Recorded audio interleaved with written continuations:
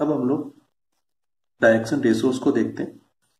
अपने पास जो वेक्टर लिखा हुआ था वो ये था, vector O A is equal to x i k plus y j k plus z k. इसमें coefficient of i, coefficient of j और coefficient of k with sign, इनको हम डायरेक्शन रेशियोज बोलते हैं। किसके direction ratios? Vector O A के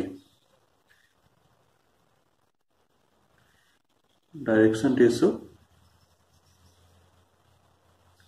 of vector O A क्या हो जाएंगे? एक्स वाई और जेड विद साइन आएगा। वैसे डायरेक्शन रेशियोज होते क्या है? डायरेक्शन रेशियोज 3 नंबर्स होते हैं जो डायरेक्शन कोसाइंस के प्रोपोर्शनल होते हैं। इसके बारे में हम लोग थोड़ा डिटेल में 3D चैप्टर में पढ़ेंगे। फिलहाल हम लोगों को ज्यादा जरूरत नहीं है, इसलिए हम लोग खाली यहीं पर रुक रहे हैं। नेक्स्ट हम लोग पढ़ते हैं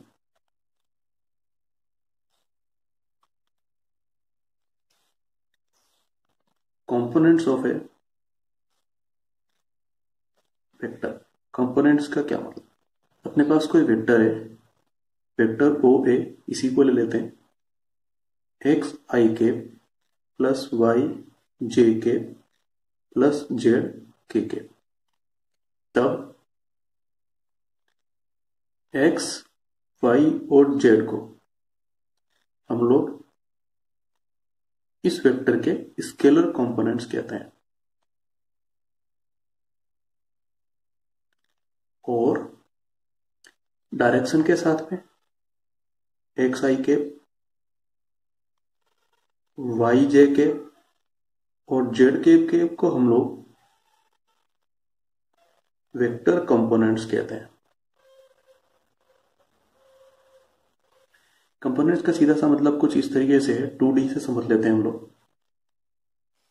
हमारे पास में कोई ये वेक्टर है, ये पॉइंट ए था, एक्स कोमा वाई, ये ओरिजिन था। ये यहां तक की जो डिस्टेंस थी ये एक्स थी, और इसी तरीके से ये वाई था, ये वाई था, तो यहां तक की जो डिस्टेंस है वाई की तरफ ये वाई हो जाए। ठीक है, ये अपना एक्स एक्सिस था, ये अपना वाई एक्सिस था। ठीक है, तो ये जो वेक्टर है ओ ए, इस वेक्टर का एक्स एक्सिस की तरफ कितना सा पार्ट है? इतना सा ही पार्ट है, इसके आगे तो है नहीं। या फिर बोल दो कि वेक्टर ओ ए का एक्स एक्सिस पर कितना शेडो पड़ेगा, उस शेडो को हम लोग कंपोनेंट बोलते हैं। कितना पड़ रहा है? एक्स। ठीक है, और इसी तरीके से वाई एक्सिस पर इस वेक्टर ओ ए का कितना शेडो पड़ रहा है या कितना पार्ट है? केवल वाई, इसके आगे तो है नहीं। ठीक है, इनको हम कंपोनेंट्स बोलते हैं। जब हम लोग डायरेक्शंस की बात कर रहे होते हैं इनके साथ, तब हम लोग इनको वेक्टर कंपोनेंट्स बोल देते हैं, और जब डायरेक्शन की बात नहीं कर रहे हैं तब हम लोग इनको स्केलर कंपोनेंट्स बोलते हैं। ठीक है, फिजिक्स वगैरह में हम लोग पढ़े होंगे कंपोनेंट्स फाइंड आउट करना, एक वेक्टर का दूसरे वेक्टर की तरफ कंपोनेंट। उस समय पर हम लोग क्या बात कर रहे होते हैं? याद करो, उस समय पर हम लोग ये बात कर रहे होते हैं कि अपने पास कोई वेक्टर है, सपोज आर, एक्स एक्सिस के साथ में थीटा एंगल बन रहा है, तो इस तरफ वाला जो कंपोनेंट बनेगा इसको हम लोग आर कोस थीटा बोलते थे, और इस तरफ वाला जो कंपोनेंट बनेगा इसको हम लोग आर साइन थीटा बोलते थे। ये कितना बनता था? वही ये इतना ही बनता था। इस पॉइंट से हम लोग यहाँ परपेंडिकुलर ड्रॉ करेंगे तो जो कंपोनेंट आता था वो इतना ही आता था। ऐसा नहीं है कि पूरा एक्स एक्सिस ही आर कोस थीटा होगा, खाली इतना सा हिस्सा। ठीक है, इसी तरीके से वाई एक्सिस पूरा कंपोनेंट नहीं है, खाली इतना सा हिस्सा, यहां से लेकर यहां तक इतना सा हिस्सा ही आर साइन थीटा हुआ करता था। उसी को हम लोग अब इस तरीके से पढ़ रहे हैं। ठीक है, कंपोनेंट्स का मतलब ये होता है। नेक्स्ट थोड़ा आगे चलते हैं हम लोग। मान लो अपने पास दो वेक्टर है, वेक्टर ए ले लेता हूं मैं, और इसको इस तरीके से लिख देता हूं A1 आई के प्लस A2 जे के प्लस A3 के। ठीक है, और दूसरा वेक्टर है वेक्टर बी, इसको मैं ले लेता हूं B1 आई के प्लस B2 जे के प्लस B3 के।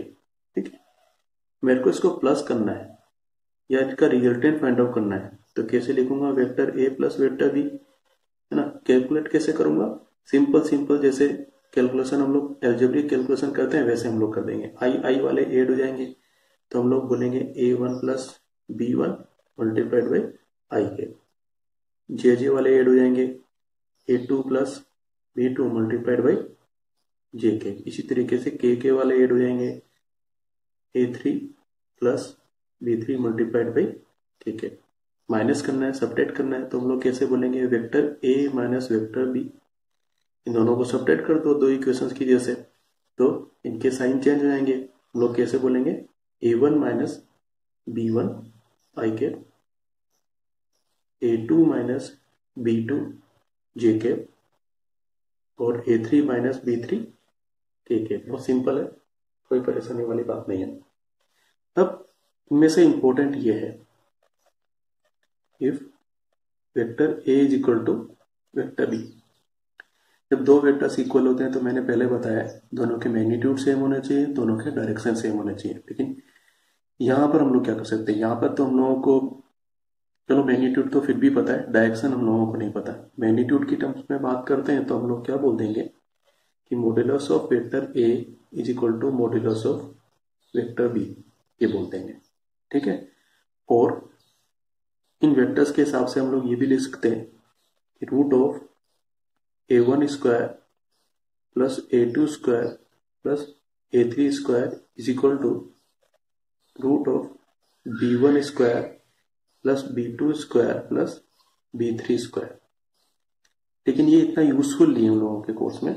यूजफुल क्या है, हम लोग इन वेक्टर्स को यहां पर वेक्टर A और वेक्टर B के लिए यूज करेंगे और इनको ऐसे लिखेंगे आप, A1 आई के प्लस A2 जे के प्लस A3 के is equal to B1 I k plus B2 J k plus B3 के लिख दिया। अब ये दोनों वेक्टर्स इक्वल हैं तो उनके कंपोनेंट्स भी इक्वल होने चाहिए, तीनों कंपोनेंट्स इक्वल होने चाहिए भाई। तो A1 should be equal to B1, A1 is equal to B1, और A2 should be equal to B2, it is equal to B2. Third, A3 should be equal to B3, ठीक है। ये तीनों चीज करेक्ट होनी चाहिए, इनमें से एक भी गलत है तो फिर ये इक्वल नहीं है। और अपना जो आंसर निकल के आएगा कोई भी प्रॉब्लम के लिए, इस तरह की प्रॉब्लम के लिए, तो हम लोगों को इन तीनों इक्वेशंस को यूज करना पड़ेगा, इन तीनों इक्वेशंस को सॉल्व करना पड़ेगा। नेक्स्ट अपने पास में इंपॉर्टेंट चीज कि दो वेक्टर्स हैं और वो दोनों कोलिनियर हैं। तो मान लिया अपने पास में दो वेक्टर्स हैं, वेक्टर ए और वेक्टर बी, ये दोनों कैसे हैं भाई, कोलिनियर है। कोलिनियर होने का मतलब क्या हो गया कि ये पैरेलल भी है। इसका मतलब ये है कि हम लोग इन दोनों वेक्टर्स को आपस में ऐसे ले सकते हैं, vector A is equal to lambda vector B, या फिर हम लोग ऐसे ले सकते हैं कि vector B is equal to lambda vector है। भाई हम लोगों ने थोड़े टाइम पहले ही देखा था ना कि भाई एक वेक्टर है ए है, ठीक है, इसको मैं चेंज कर देता हूं या इसको मैं 2 से मल्टीप्लाई कर देता हूं तो ये 2 वेक्टर ए बन जाएगा, है ना। तो इसकी लेंथ डबल हो जाएगी, और क्या है, ये तो एक ही लाइन पर है। अब ये जो 2 वेक्टर ए है ना, इसका मैं नया नाम बोल देता हूं, मान लो ये वेक्टर बी है, ठीक है। तो इसका मतलब क्या हो गया कि vector B is equal to 2 vector है, ये तो आया, यही तो है ये, vector B equal to lambda into vector है, ठीक है। मतलब अपन वेक्टर ए में से कुछ नंबर कॉमन लेकर बाहर निकाल लेते हैं और उसको इस तरीके से शो कर देते हैं या इस तरीके से शो कर देते हैं, तो हम लोग बोल देंगे कि वेक्टर ए और वेक्टर बी कोलिनियर है या पैरेलल है। कुछ क्वेश्चंस को हम लोग ऐसे सोल्व करते हैं।